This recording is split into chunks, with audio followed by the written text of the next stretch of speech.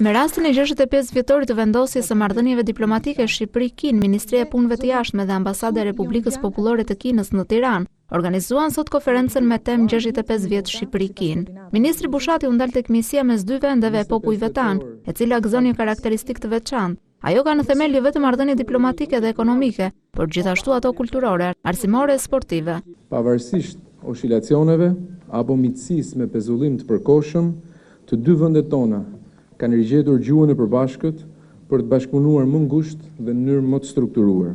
Të dy vendet tona kuptohet në dimensione dhe në standarde të ndryshme, po orientohen në tregje të reja.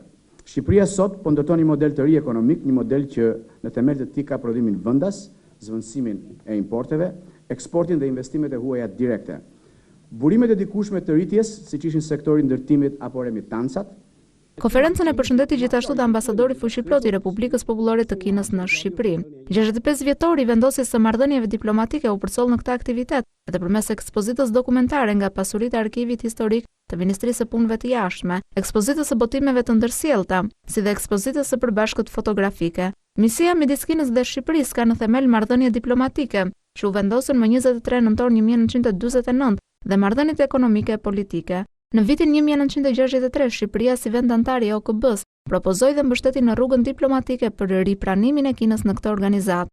Më 25 tetor 1971, në sesionin e 26 të Asamblesë së Përgjithshme e Republika Popullore e Kinës u pranua me të drejta të plota në OKB. Misia midis dy vendeve tona e pati zanafillin gjatë periudhës së luftës së ftohtë. Ishte një misi e kushtëzuar e cila fillimisht u bazua nga interesa që lidheshin ngushtë me specifikën dhe mentalitetin e asaj kohe. Në vitin 1978 ishte Xiaoping, që me fjalë të Reform Ordai tregoi se sa i rëndësishëm ishte reformimi i shoqërisë nëpërmjet politikës së të dyerve të hapura.